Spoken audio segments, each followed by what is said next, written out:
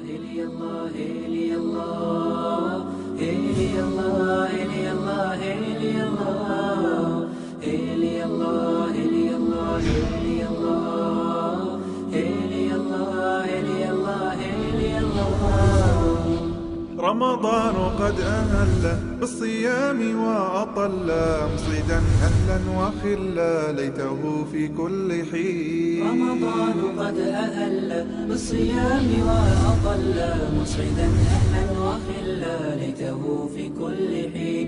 رمضان قد أهل بالصيام وأطل مسعدا أهلا وخلا ليته في كل حين ليته في كل حين. الحمد لله وكفى وسلام على عبادي الذين اصطفى. اللهم لا سهل إلا ما جعلته سهلا وأنت تجعل الحزن إذا شئت سهلا. سبحانك لا علم لنا إلا ما علمتنا إنك أنت العليم الحكيم. اللهم علمنا ما ينفعنا وانفعنا بما علمتنا وزدنا علما. اللهم كن معنا معينا ونصيرا ووليا. لا حول ولا قوة إلا بالله العلي العظيم. وصلى الله وسلم على نبينا محمد وعلى آله وصحبه أجمعين. Je voulais faire un rappel avant tout pour moi-même par rapport à Ramadan, Inch'Allah. On va prendre le verset où Allah dit Ya ayyuhalladhina amanu kutiba alaykumus siyamu kama kutiba ala alladhina min qablikum ayyaman ma'dudat kutiba alaykumus siyam kama kutiba ala alladhina min qablikum la'allakum tattaqun ayyaman ma'dudat. Donc Allah dit dans la traduction approximative, oh vous qui avez cru. Donc il nous appelle ici par Al-Iman, vous qui avez Al-Iman.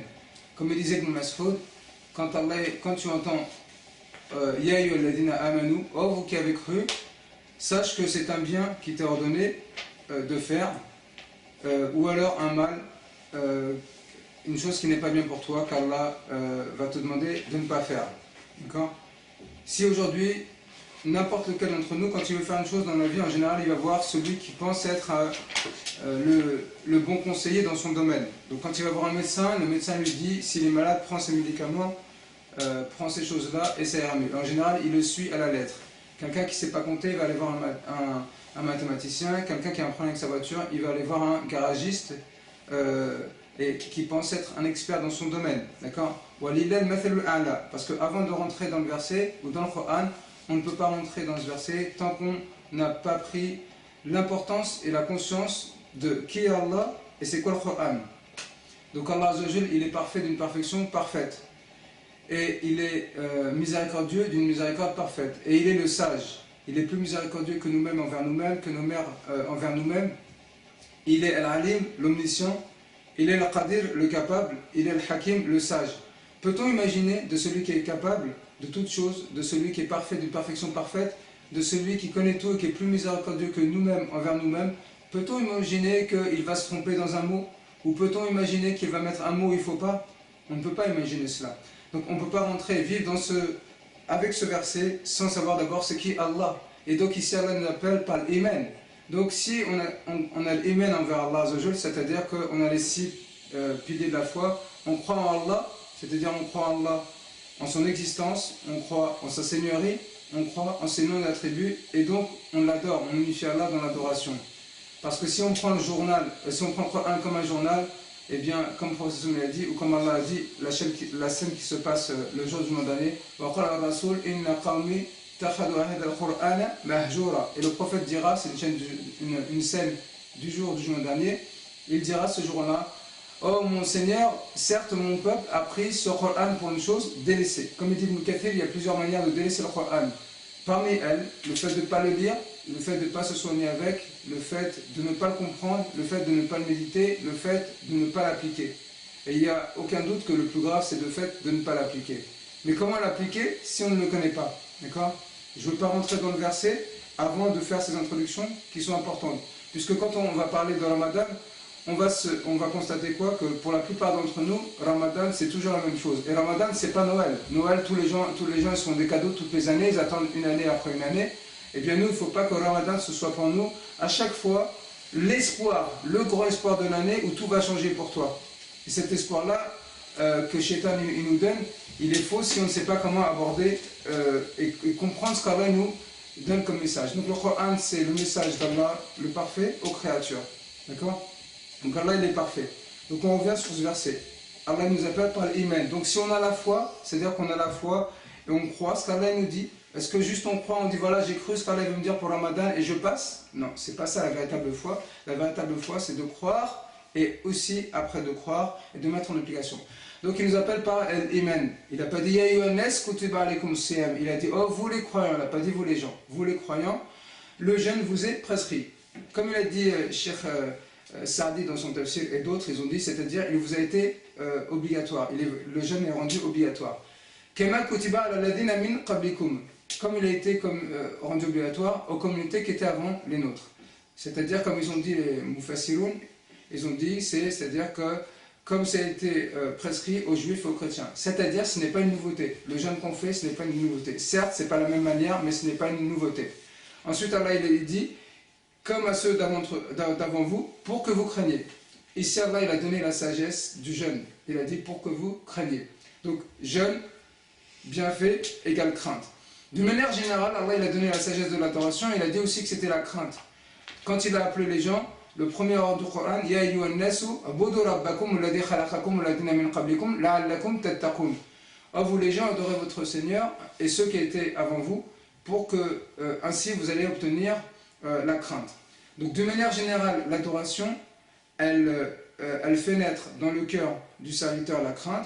De même qu'une personne qui craint Allah adore Allah aussi avec son extérieur, comme la grande règle que les savants ont rappelée, à savoir que l'intérieur et l'extérieur sont toujours liés.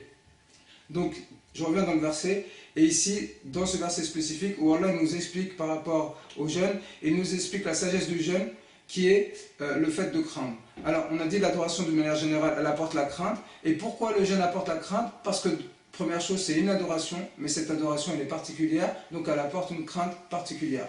Alors, quels sont les problèmes vis-à-vis du jeûne? Pourquoi dans ce cas-là, on fait le jeûne depuis 5 ans, depuis 10 ans, depuis 15 ans, et on a toujours les mêmes problèmes d'une manière générale? Quels sont ces problèmes d'une manière générale? Eh bien, on constate que le frère il rentre avant Ramadan, il est motivé, et quand Ramadan il rentre, il est motivé, et on voit qu'il y a une courbe qui n'est pas bonne. Pourquoi? Parce que la courbe, ça monte et après ça descend. Donc, les premiers jours, ça monte, il y a beaucoup d'adoration, et plus le temps il passe, et plus la courbe elle descend.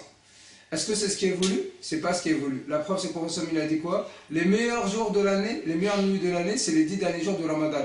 D'accord? Maintenant, cette courbe-là, c'est-à-dire le fait qu'il y a ce que j'appelle une perte de motivation, c'est explicable par de nombreuses causes, parmi lesquelles le fait de ne pas s'être préparé. Alors, si on compare, on peut comparer par exemple Ramadan, on peut comparer ça à une épreuve sportive. Peut-on imaginer qu'un sportif qui va faire les Jeux Olympiques, avec juste la volonté, il se dit voilà, moi en juillet j'ai la volonté et je vais faire les Jeux Olympiques d'athlétisme ou autre. Parce qu'avec la volonté, il va courir le 100 mètres en 10 secondes. La volonté tout seul, elle ne suffit pas. Il ne le fera s'il a la volonté, s'il s'entraîne correctement et s'il passe du temps. Et d'ailleurs, la volonté, elle est mal comprise chez nous. Pourquoi? Parce que la volonté, quand elle est réelle et qu'il n'y a pas d'empêchement, il y a l'entraînement derrière. Mais c'est juste, on va dire en fait, pour être plus juste, c'est qu'il n'y a pas tellement de volonté chez les gens, il y a des souhaits. Et c'est là, ça c'est un gros problème. Les gens confondent les mots entre souhait et volonté. Ils ont des souhaits et ils appellent ça volonté, et après il n'y a pas les résultats. Donc en vérité, si la volonté elle est là, eh bien, Inch'Allah, il y aura les actes extérieurs. D'accord? Donc on a dit parmi les problèmes de comment on ne peut pas penser qu'un sportif puisse arriver simplement avec la volonté ou les souhaits et gagner les Jeux Olympiques, on ne peut pas imaginer qu'on puisse rentrer dans Ramadan sans s'être préparé avant et ensuite réussir Ramadan. Parce que comme le sportif, s'il n'est pas entraîné, il ne va pas réussir, le corps, les âmes et le cœur, quand ils ne sont pas préparés, ils s'essoufflent. Donc quand tu lis le Coran, au début, tu arrives à le lire bien comme il faut, tu arrives à faire tarawih, tu arrives à faire plein de choses, et à la fin du mois, tu t'essouffles. Parce que ton cœur, il n'est pas préparé.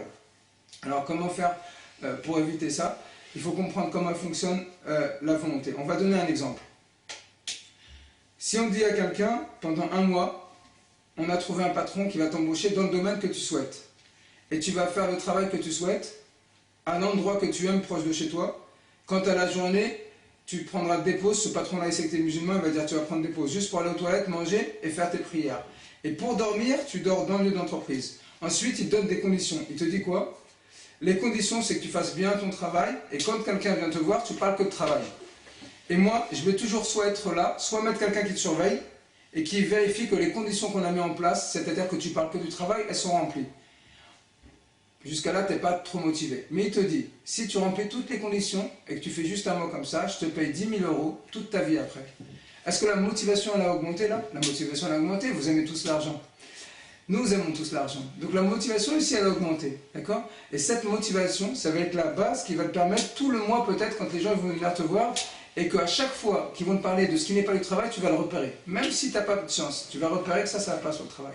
Peut-être que tu vas prendre une pancarte et tu vas marquer « Je ne parle pas sauf sur le travail ». Peut-être que tu vas être un peu moins sage, même ton plus proche ami il va venir, il va te parler de travail, tu vas dire « Laisse-moi tranquille, on verra ça après ». Et moi le premier, je ferai ça sûrement. Ici, ça montre que nous sommes ignorants.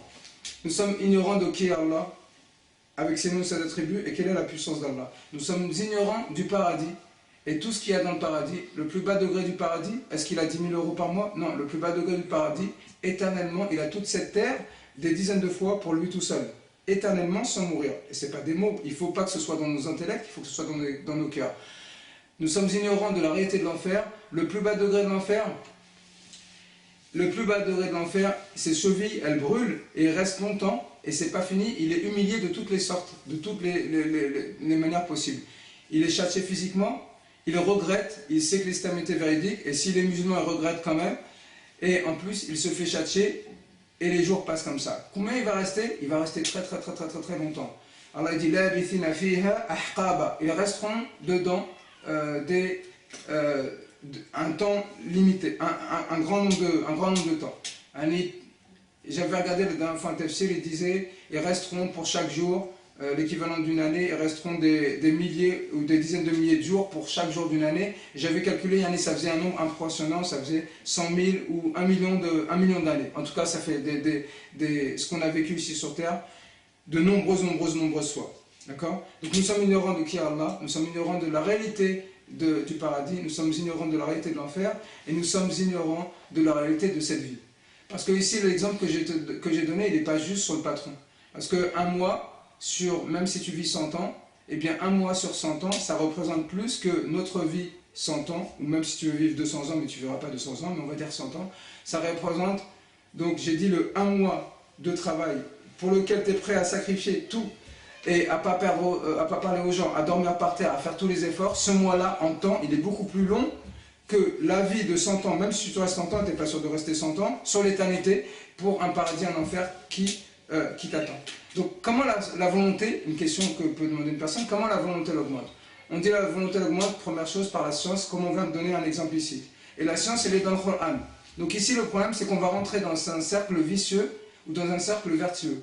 C'est-à-dire, plus tu adores Allah, et plus ton cœur il est bien, et plus ton cœur il est bien, et plus ton cœur il comprend, et plus ton cœur il comprend, plus Allah te met le baraka dans ton temps, et il te fait comprendre les choses, et t'avances. Et même pour ton argent, Allah il te donne la baraka, et tu as plus de choses. Ça, tu rentres dans le cercle vertueux.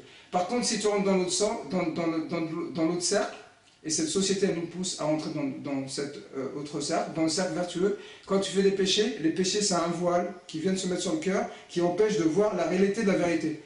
C'est pour ça que je dis, l'islam c'est pas une théorie simplement, c'est pas dans la raison. Nous on comprend rationnellement que le patron, et on sait que c'est vrai l'exemple du donné, que le paradis et l'enfer c'est mieux, et que c'est plus profitable de faire des efforts que ces 10 000 euros qu'on t'avait proposé pour ce patron. On comprend rationnellement, mais nos cœurs sont malades, parce qu'il y a des voiles qui font que ça, c'est pas installé dans nos cœurs. Donc on est obligé d'enlever ces voiles qui sont dans nos cœurs, et pour les enlever, il faut faire istighfar, il faut faire plein de causes.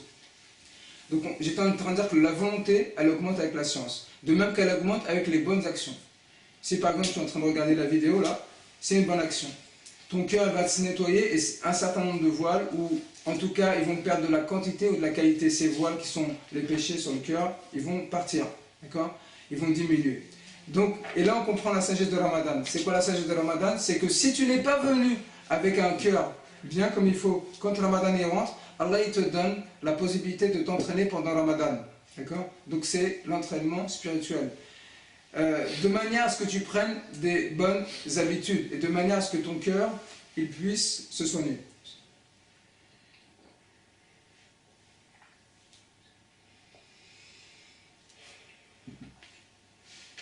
le cœur c'est comme ce verre-là. Si je veux de l'eau pure dans ce verre, j'ai qu'une solution, mettre de l'eau pure. C'est marrant, mais c'est comme ça pour l'adoration. Si je veux un cœur pur, je n'ai qu'une solution, rentrer des actes d'adoration avec mon extérieur qui viennent ici nourrir le cœur. Lire le Coran, faire du jeûne, donner des sadaqas, toute obéissance qui font partie de l'iman.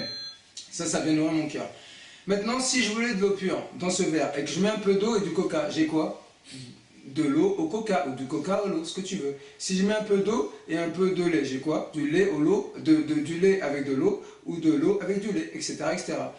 C'est pareil, si dans nos cœurs, comme ce verre, le cœur ne peut contenir qu'une chose. Donc dans ce cœur, soit il va y avoir de l'adoration qui rentre, soit il va y avoir des péchés. Et proportionnellement à l'adoration qui rentre dans le cœur, il y a des péchés qui sortent. Et proportionnellement au péché qui rentre dans le cœur, il y a de l'adoration qui diminue. D'accord? Comme c'est connu, l'iman, ça monte et ça descend. Donc on disait que le mois de Ramadan, c'est un mois d'entraînement et c'est pour ça que c'est le mois de la miséricorde. Allah il nous permet de nous entraîner. Donc si tu n'étais pas préparé avant Ramadan et que tu es en train d'écouter ça, Inch'Allah, il n'est pas trop tard. Comment faire? Comment faire? C'est tout simple. C'est que qu'est-ce qui fait que ici, ce verre se remplit? C'est le liquide que tu mets dedans. Et qu'est-ce qui fait que ton cœur se remplit pendant le Ramadan? C'est le temps que tu passes. Le temps que tu passes dans les adorations. Donc il y a un autre critère extérieur qui peut savoir et qui peut te permettre de remplir ton cœur, c'est quoi? C'est le temps que tu vas passer. Donc plus tu vas passer du temps en quantité et en qualité, et la qualité est importante, plus que la quantité, parce que les salafs, ils faisaient plus attention au type d'actes d'adoration qui ont un effet sur leur cœur que la quantité des actes d'adoration. Et à ce sujet, certains ont dit, on ne comprend pas, les tabi'in, ceux qui sont venus après les compagnons, certains se sont étonnés, ils ont dit, ils adoraient Allah plus que les compagnons. Mais ce plus, c'était quoi? Ce plus, c'était en quantité. Et certains ont répondu, et eux, ils avaient vraiment le fiqh, la science, la compréhension de la religion, ils ont dit, mais le cœur des tabi'in, il était dans le dunya. Ils adoraient Allah avec un cœur de dunya, tandis que les compagnons, ils adoraient Allah avec un cœur qui était dans l'akhira. D'accord? Donc qu'en est-il s'ils disaient ça sur les tabi'in, où ils sont nos cœurs à nous? D'accord? Donc la qualité, elle est très importante. C'est quoi la qualité? La qualité, c'est ce qui fait que tu sens que l'acte d'adoration, il a des impacts sur ton cœur directement. Et ça, j'ai pas besoin de l'expliquer, tu le sens.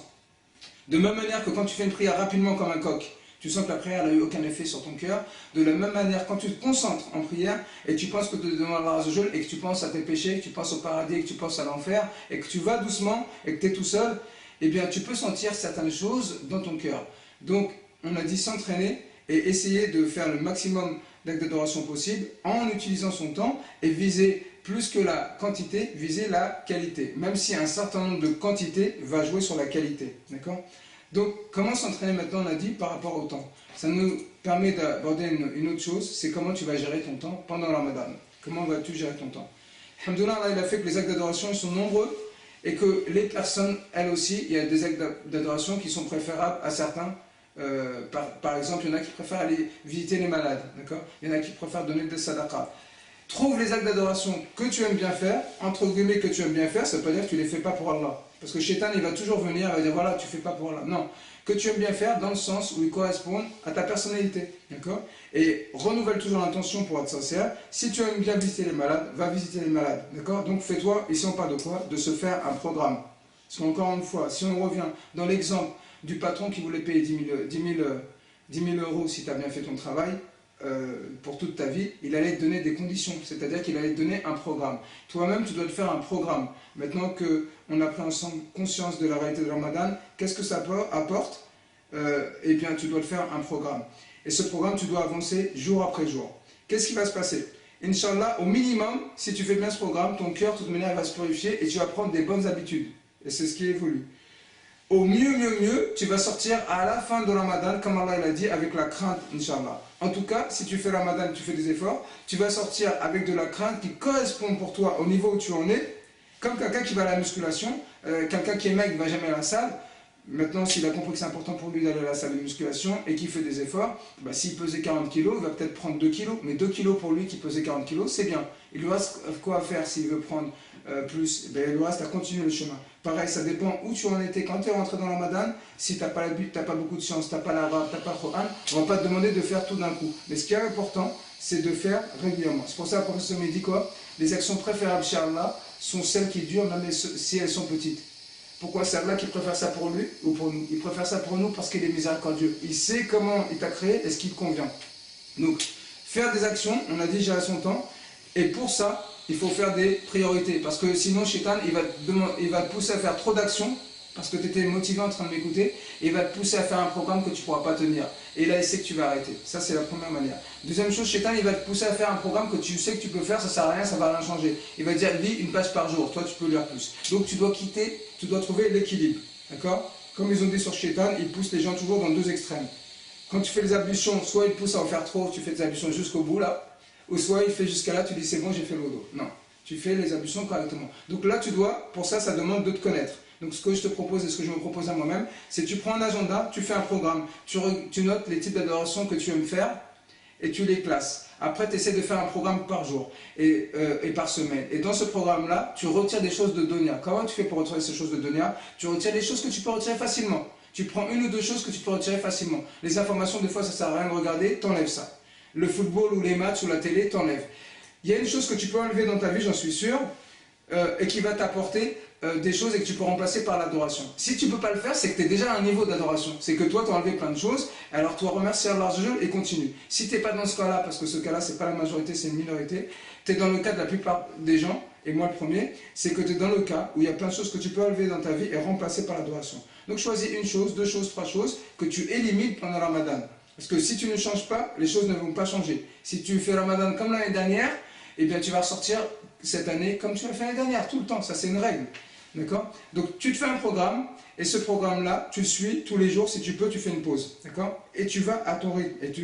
Et tu veilles pendant ce mois à l'état de ton cœur. Juste un petit conseil pour les sœurs qui écouteraient éventuellement. Je sais que pour les sœurs, par exemple, elles doivent rester beaucoup à faire manger. Ce n'est pas ce qui est demandé. Et même le fait de manger trop, et c'est un mal pour la sœur qui passe trop de temps à la cuisine, et c'est un mal pour le mari. Parce qu'un des empêchements de bien faire Ramadan, on a dit que le cœur c'est comme un verre. Quand tu manges trop, tu ne peux plus adorer Allah. C'est fini. C'est pour ça que parmi les plus grandes roses de Shaitan, c'est de faire en sorte que la personne elle va trop manger. Parce que quand tu es trop lourd, c'est fini, tu ne peux plus adorer Allah. Donc forcément, on sent quand on mange que c'est difficile de trouver le juste milieu. Et bien fais comme Prophète nous a conseillé, laisse un tiers pour respirer, un tiers pour la boisson, un tiers pour la nourriture, et fais ça. Ça va être dur au début, donc le mieux c'est de s'entraîner avant la Ramadan. Mais fais ça, si tu fais ça, et que tu fais le programme que je t'ai proposé, et bien Inch'Allah, tu verras des effets sur l'adoration. Et le but de ça, c'est que quand tu as fini le Ramadan, toujours de continuer. Et regardez comment Allah a fini le verset, la'allakum tattaqun, pour que vous craignez ayyaman ma'doudat, un nombre de jours déterminé. C'est quoi déterminé? C'est 29 ou 30. Les mois ils font que 29 ou 30. 29 ou 30, ils vont passer quoi qu'il arrive si Allah te laisse en vie. Mais 29 ou 30, ils vont passer comment? Ça dépend de ce qu'Allah va nous faciliter à tous. Et ensuite, ça dépend de ta volonté. J'ai bien dit et ensuite de ta volonté, j'ai pas dit et. Donc, on demande à Allah de nous faciliter et de faire en sorte qu'on rentre avec Ramadan avec volonté de le faire comme il faut et qu'on passe du temps à le faire bien. Autre chose, j'ai parlé de la nourriture, une autre chose qui me vient en tête, c'est des fréquentations. Parmi les choses qui empêchent de bien faire Ramadan, c'est les fréquentations. Par exemple, après Tarawih, tu restes une demi-heure et tu pars avec les frères, tu refais le monde. Et après, tu as refait le monde, le lendemain, tu ne fais même pas le fajr. Ce n'est pas le mois des fréquentations. Même les salafs, les savants, ils laissaient tout sauf le Coran. Donc, la fréquentation, c'est entre toi et ton Seigneur. Donc, sacrifie des choses. On a dit, par exemple, pour les soeurs, la nourriture. Pour les frères, si tu as l'habitude de trop parler et de trop fréquenter, retire-toi un petit peu. Donc, toi, tu sais mieux que moi ce que tu as sacrifié et ce qui va t'aider. Et si tu te poses et tu réécoutes, par exemple, ce cours en prenant des notes, Inch'Allah, il te sera bénéfique. Je demande à Allah d'en faire une chose bénéfique pour nous tous. Qu'Allah nous facilite Ramadan et qu'on sorte, comme il a dit, qu'on sorte avec la crainte. Et si faire des efforts 29-30 jours, on sortira avec cette crainte-là. Et ayons honte de nous, musulmans, car le sportif professionnel, il s'entraîne 4 ans. Pourquoi? Pour montrer le torse après, j'ai la médaille d'or. On doit avoir honte. 29-30 jours, on ne peut pas patienter pour aller au paradis et pour éviter l'enfer et pour qu'Allah soit satisfait de nous. Donc on demande à Allah avec ses plus beaux noms, ses attributs, qui nous facilite Ramadan. Wallahu ta'ala ala wa alam, alhamdulillah rabbil alamin, wa barakallahu fikum.